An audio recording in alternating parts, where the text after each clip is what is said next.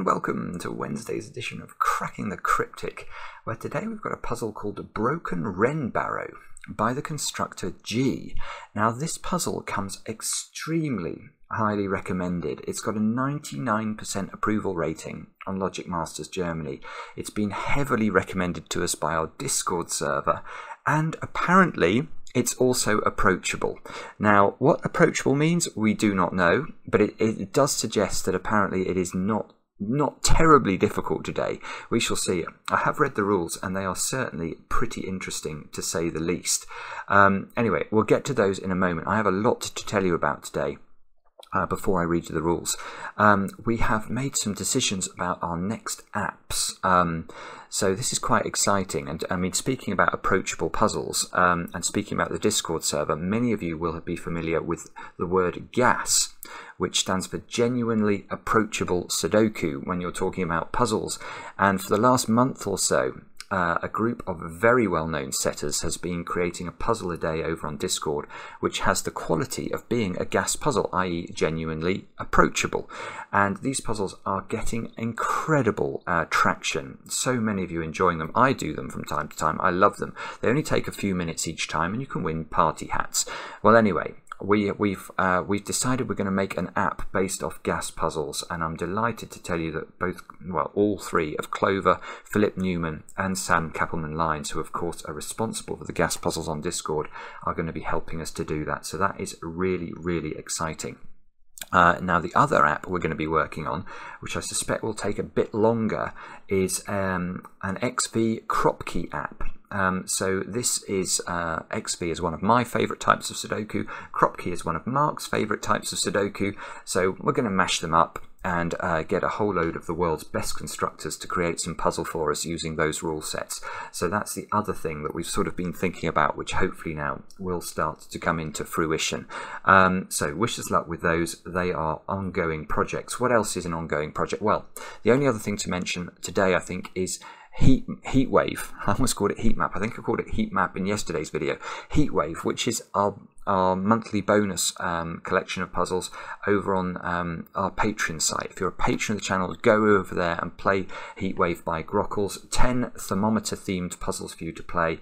And if you're not familiar with Patreon, basically our Patreon page is probably the best value thing on earth. I kid you not. It costs $2 a month, and for that, well, this month you get 10 puzzles by Grockles, as well as any other bonus content that we put up over the course of the month. Last month you got 20 puzzles by Jovial. It's really, really extraordinary. So $2 a month gets you the extra puzzles, $3 a month gets you a video on how to solve the extra puzzles. So it's all good stuff, and it helps to support the channel. So we're very grateful to all of you who managed to support us there.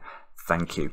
Now, anything else to mention before I read you out the rules? No, except this, which cropped up on my Twitter today. I know it's not a terribly fashionable thing to have a favourite poet, let alone a favourite living poet, but I do have a favourite living poet, and his name is Brian Bilston. And I've talked about him on the channel before occasionally, but today is apparently the 187th anniversary of the birth of John Venn, famous for his Venn diagram. And Brian Bilston has created this rather wonderful poem themed around Venn diagrams today. It's called At the Intersection, and you can see if you read it from his perspective here, it reads, "The day we went out to have an ice cream, we said nothing, just let our silence melt in the air as we walked across the common, our love never tiring at all." And if you read it from her perspective, "We should have talked it over, but nothing ever seems to get in your fat head. You are too common, and I wish we had never met at all, and I'd married Tim instead." And look, then you read the intersection, and it just says, "We have nothing in common at all." It's one of these classically brilliant Brian Bilston tricks with language, and you'll know, because I love my crosswords, how much I approve of things like this. So give Brian Bilston a follow on Twitter and you'll come across more of these wonderful things. Oh yes, I've remembered something else. Many of you have been asking about this. When am I going to start streaming my attempt to play a game called The Witness? I hope soon. What I plan to do this week is to work out how to stream. So I'm planning to do a few crosswords if I can at some point this week, probably on YouTube streaming. I could try and do it on Twitch, but I've heard it's a bit easier if I try and do it on YouTube. So I have to load up OBS and do all sorts of other things and try and make it work. I am going to try and do that this week with a view to streaming some crosswords, with a view to streaming The Witness at some point soon. So if that sounds like it might be your cup of tea, and I hope it will be for some of you at least, I want to say look forward to it, but knowing my technological ineptitude, that might not be the right description. Anyway, with all that said, let's get on to Broken Wren Barrow and find out what's going on with G's puzzle. Here we go. Normal Sudoku rules apply. That's a relief. The digit on one end of each line is the sum of the other digits on the same line. Those other digits are a consecutive non-repeating set in any order. Right, I think I understand that actually. Oh, and I should say that there is a simple version of a puzzle with this rule set that I will try and include as one of the links under the video. So G on Logic Masters Germany basically produced two puzzles, a sort of trainer puzzle, which I don't have in the software yet, but I will try and put it in the software later. So you could have a go at that if you're not sure about the rules. And then a sort of real life humdinger puzzle, which is what we're going to be having a look at today. And that's this one on the screen. Now, how do the rules work? Well, I think the way they work is you look at any of these lines and you have to decide which side of the line contains the sum digit, like the circle, if you're familiar with arrow Sudokus. Which of these two cells, because it must be at the end of the line, is the circle clue. Let's imagine it's this square. Let's make this square, I don't know, an 8. Then we know, no, it's not 8, is it? I've just realised it's not 8, because then what we'd be saying is then these three digits, which have to sum to 8, have to be a consecutive non-repeating set. Well, there's no way of doing that. I can't make 3 consecutive digits add to 8. Let's change that to 9. That's going to be easier. So 9, these 3 squares could be 2, 3 and 4. 2, 3 and 4 are consecutive. They do add up to 9. So this would be a valid way of filling this arrow here, not arrow, this Wren Barrow line. So that's what we have to do. I have no idea why this is only 3 stars out of 5 difficulty. This seems quite hard to me, but we shall see. Do have a go yourselves. The way to play is to click the link or the links under the video. Now I get to play. Let's get cracking. And actually, I think I'm going to start with this line, because in putting the 8 onto the line, I realised something, which is that you can never have an 8 at the end of one of these Wren Barrow lines, or not at least a long Wren Barrow line, and maybe not any Wren Barrow line. Why do I say that? Well, it's because if we think about the structure of this line, it's got a circle at one end, which is the sum, and 3 other digits, which are consecutive digits, which have to be added up to create the sum. So what's the minimum I could make those 3 consecutive digits? I could make them a 1, a 2 and a 3. Now 1, 2 and 3 add up to 6. But if they're not 1, 2 and 3, they would have to be 2, 3 and 4. And 2, 3 and 4 add up to 9. So the digit that's the sum digit in one of those two positions is either a 6 or a 9. It's quite difficult, this, isn't it? Because I don't actually know which side is the sum side. So I know that this is either a 1, 2, 3, 6 quadruple, or it's a 2, 3, 4, 9 quadruple, but I don't know which. Now is that the same? Yeah, okay, and that's actually the same for that 4-cell Wren Barrow line and that 4-cell Wren Barrow line. I think those, yeah, we've got 3 4-cell Wren Barrow lines, and in each case they're either 1, 2, 3, 6 or 2, 3, 4, 9. Do I pencil mark that? Is that madness, or is that sort of Goodliff-esque good due diligent note keeping? It's probably a bit of both, isn't it? So the digits are either one, right, and the ends are either 6 or 9. This is absurd. I don't like doing this, but I'm going to do it just to try and keep track of what's going on. Now, what does that mean? It's very restraining on this line. If this is 1, 2, 3, 6, that has to be 4, 5, and 9. Ah, yeah. Right, here we go. Here we go. We're off to the races. So let's look up at this arrow. Not arrow, this this creation of G. Now, this creation of G here cannot have a 9 on it. Why not? Let's look. 9, let's say it was like this. 9, 2, 3, 4. Why is that a problem for this other creation of G? This smaller creation of G, the sort of, the younger sibling of the top creation of G. Well, the reason is, where are you going to put 1 on this line? The answer is nowhere, because you can't put 2 on it. Now, if you can't put 1 on the line, what's the minimum that either this domino or this domino sum to? We know that there's 2 cells summing to a third cell on this line. So we're going to have to use 5 and 6, but 5 and 6 add up to 11, which is impossible. So there is no way that this line can be 9, 2, 3, 4, because it gives this no ability to be filled. So this line, this line's good, isn't it? So we now know we can just get rid of 9, and this is a 1, 2, 3, 6. 1, 2, 3, 6 quadruple, and the younger sibling must be a 4, 5, 9 triple.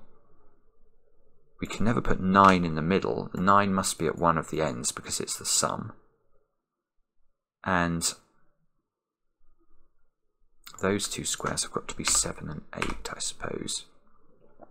And this one is at the end of a line. Ah, right. Now that is interesting, because I've just realised something I probably should have realised at the start of the puzzle. But let us look at this line. Ah, yeah, okay. This is really interesting. So, can you ever have... Right, no, I'm going to make a statement. That's the best way of doing this. You can never have an even digit as the sum of a 3-cell Wren-Barrow line, because if you're summing those 2 digits and they are consecutive digits, and they must be to fulfill the instructions, one of these digits is even and one of them is odd. Well, an even and an odd digit always sum to an odd digit. So this must be odd. And obviously it can't be part of the sum, because if this was 8 plus 7, it would be 15. This is not going to be a 15. So this is a 7. That must be consecutive. It must be a 3 and a 4. And this must be an 8. But all of the other lines in the puzzle are 3 cells long. So none of these squares... Yeah, okay, this is absolutely gorgeous. This is absolutely gorgeous. 8 is a big problem, but I think 6 is a problem as well. Yeah, this is absolutely lovely. I'm going to highlight all these squares because they are interesting to me. Right, so what we've worked out is that because of parity, a 3-cell Wren-Barrow line always sums to an odd digit. Now that actually means you can never put, you can simply never put an 8 on one of these lines.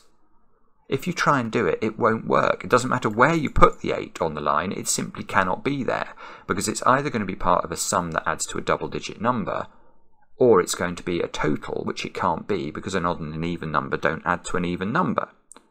But the same is true of 6.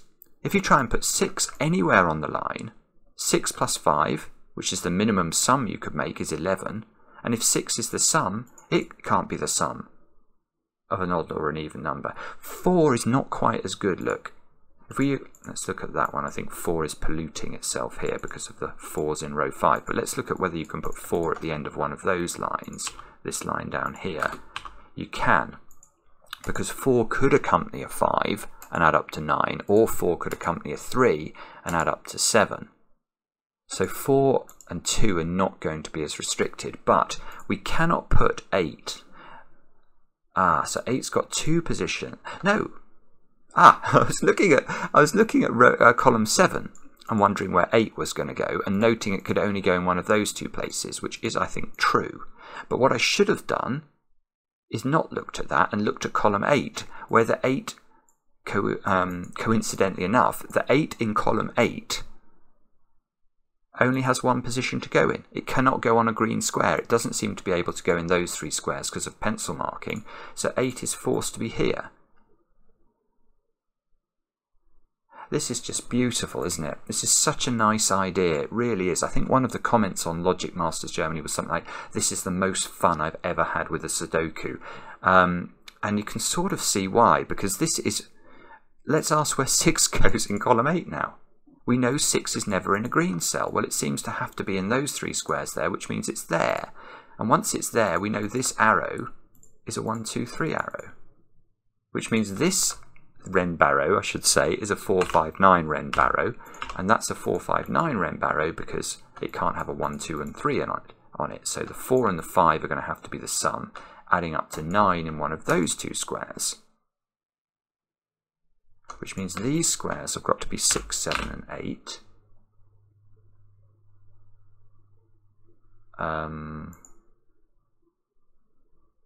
That's not a 6 by the power of Sudoku, which means this arrow has a 6 up here. That's not a 6. There's got to be a 6 down there. You can't put a... Oh, look at this. Come on. Yes, this is good, isn't it? You can't put a 6 in a green cell, ever, so the 6 goes at the bottom. You can't put a 6 in there by Sudoku.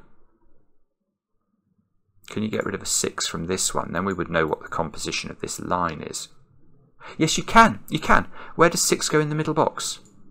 Again, 6 cannot go in a green cell, so 6 is not in any of those squares. So 6 is in one of those 2 squares, which means 6 is not here, which means now the digit that's being summed to on this Ren barrow is a 9, which means I can remove 1 from the entirety of the arrow. Do I know which side is the 9? That's the question now. And the answer to that question is... don't know. I'm not sure whether I know that.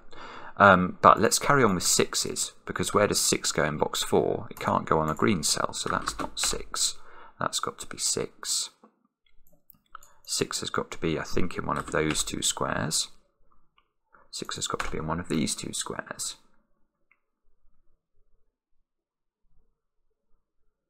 Okay, and now we can, what can we do now? We can have a think about something else, which is going to be, now hang on, do I need to revisit these green cells a bit and think about them again? So green cells cannot ever contain 8's and 6's.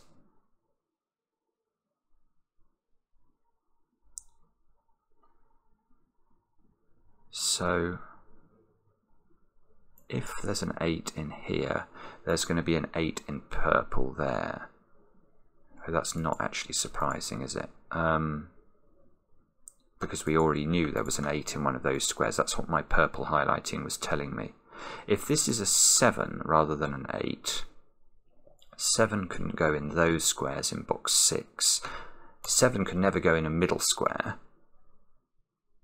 Ah, and that can't be 7, because if that's a 7, that would be a 3-4 pair because of the Ren barrow rules, and that definitely breaks row 5.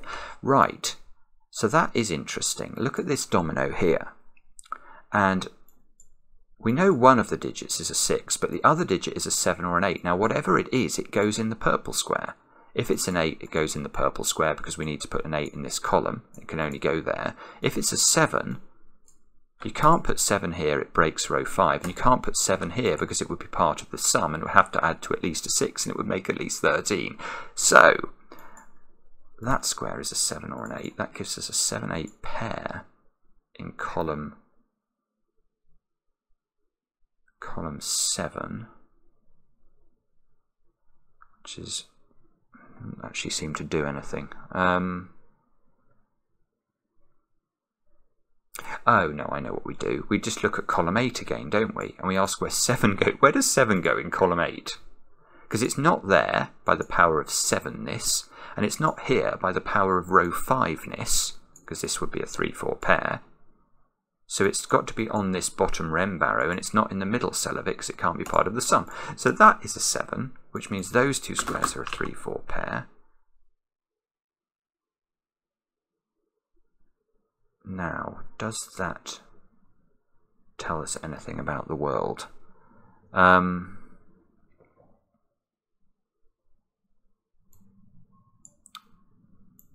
7 has got to be in one of those squares in box 7.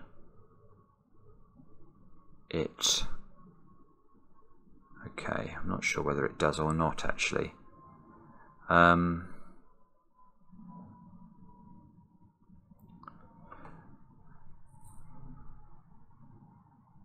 Middles. Yeah, okay. I see. I'm starting to get my head around this puzzle. So, let us ask a different question. The middle cell of a Wren barrow, well, actually I'm not sure this applies for the big, it might actually, I think it does apply for the longer Wren barrows as well. But let's think about the middle cell of a 3-cell Wren barrow and ask what the digit is in the middle. Now, we know that the middle cell is going to have to be part of the sum. So if it was, for example, as high as a 6, if we try and put a 6 here, which we can't by Sudoku, but let's just try and put a 6 in the middle, it's broken because 6 plus 5 is the minimum sum that this is now going to form, and 6 plus 5 is a 2-digit number. So you can never put, you could put a 5 in the middle cell. 5 plus 4 is 9, that will work. But every single one of the middle cells of these Wren barrows, all of those squares have to be a 1, 2, 3, 4, or 5. Yeah, that is a prodigious level of pencil marking, but maybe... Yeah, this is nice in this column, isn't it? Because it highlights where the 9 goes. Where does the 9 go in column 7 now? Answer, only there. That's got to be the 9. And that means these two squares are a 4-5 pair.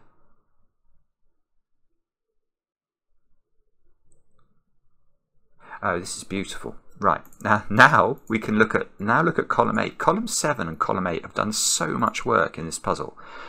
We now know the 9 is in one of those two positions. Now the 9 is definitely going to be the sum.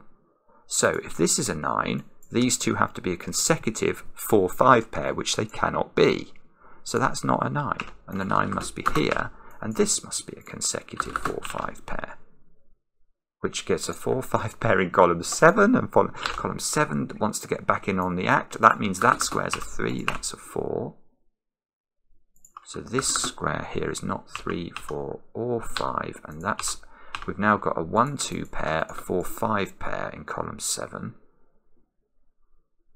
This square here is a 5 by Sudoku, that's a 4, that's a 5, that's a 4, this isn't a 4. Oh, yeah. Now look at this column and ask where 4 goes in this column. It's got to go in that cell. This square's a 3, this square's a 4. Now none of those squares is a 4, and that's interesting because we know we've got to put a 4 on this line, so it's got to go at the bottom there. Now I've got a 2-3 pair here, so this is the 9. Good grief, I'm actually making progress here. Now by Sudoku, that's a 5. Yeah, this is useful because this square can't be a 9. So this 5 can't be part of a sum because it would have to join a 4 and make a 9. So this this domino is adding to 5, and it must be a 2-3 pair. And I'm thinking we could probably have worked. Well, I've got a 1, 2, 3 triple now in row 3.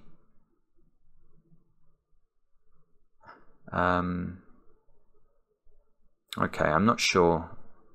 We can probably do more there, but I can't see how to do it. I can see by Sudoku I can place 9 in box 5. 9 is in one of 2 places in box 2. What about this row, though? I still need to place 8 in this row. Well, okay, I need to place 8. Where does it go? It definitely doesn't go in a green cell. We've already looked at that. That's probably been available for ages. Sorry if you've been cross with me about that.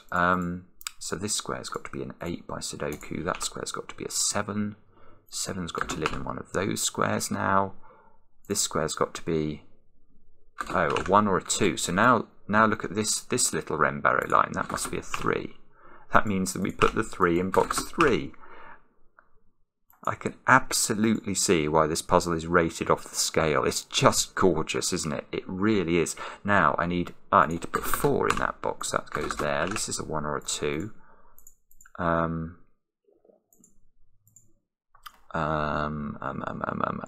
What now?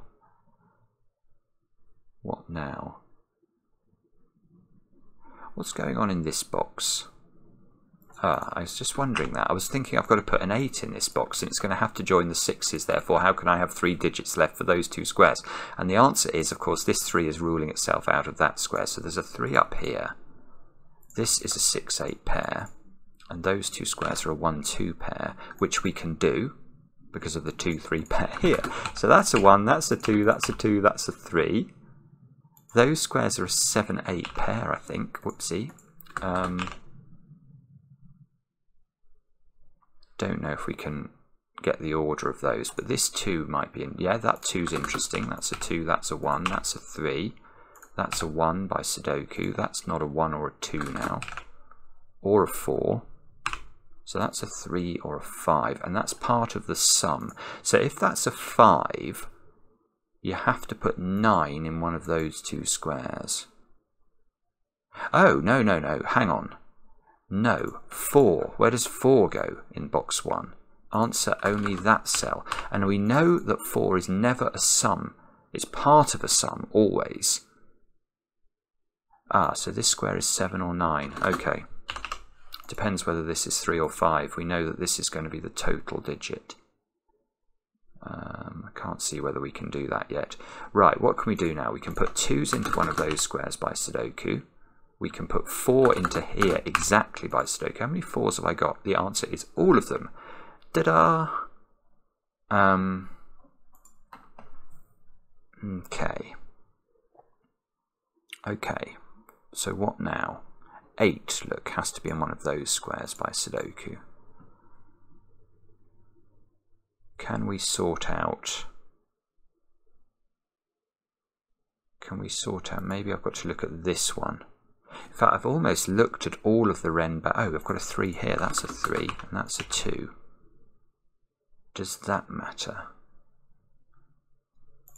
3, yes. It does. It does, because it puts 3 on the Renbaro line. So now, if this is the sum, this has to be a 1 or a 2, which annoyingly looks possible. If this is part of the sum, that has to be a 5. Which annoyingly looks possible. Ah! Okay, so that got me nowhere. Somewhat strangely, but okay. So, where else are we going to look then? What's the next easy step, if it exists? The next easy step is to remove the corner pencil marks from this box. That's what I've decided to do. Where else? Oh, I've got a 1. Oh, good grief. No, the next easy step is just to complete column 5. Oh, good lord, I am so bad at Sudoku sometimes. Ah, so that being a 1 means that's a 2. That gives me a 2 at the top of the grid, which feels like it might matter. That 2 gives me a 1 here. So now we've got... Ah, okay, so now these digits at the bottom of column 9, they look to me like they've got to be 2, 5, and 9, and we've got a 2 and a 9 here. So this is a 5, this is a 2, this is a 9, this is a 9 by Sudoku, this is a 9 by Sudoku, and this is a 9 by Sudoku. Gorgeous. Right, now we've got a 1, 5 pair there to complete row 9, which doesn't seem to be resolved. Okay. This 9 is telling me this Renbaro line is finished, so that's a 7, that's a 3 to make it add up. So those 2 squares at the bottom of the column are a 6, 8 pair, which I can actually fill in. That must be in that order. So that's become a 6, that's become a 6, that's become an 8. those two squares, well, that's that one, that's the 8, because this sees an 8. Good grief, Simon. That's a 5. That's a 7. That's a 5. That's a 1. That's a 5. Ah! Go 5 in. That's got to be a 7. That's working. That's a 7. That's got to be a 1. That's a 7. That's an 8. And I think we might be about to finish this. That's a 5. That's a 1. Now what do we need? We need an 8 into one of those. So that's 8, that's 6, that's 6, that's 7. Tick. Yay! That is beautiful. What a lovely, lovely puzzle. It's just highly original, and it's amazing the work that can be done with the fact that you have to make the digits consecutive to add up. Because for the 4-cell Renbaro lines, it's incredibly constraining. But there's I think the real beauty here is the parity. The parity and the fact that therefore high even digits just don't belong on 3-cell Renbaro lines, which is not something that I thought about when I woke up this morning. But we all learn something every day. I hope you enjoyed the video. Do let me know in the comments. I do enjoy them, especially when they're kind. And we'll be back later with another edition of Cracking the Cryptic.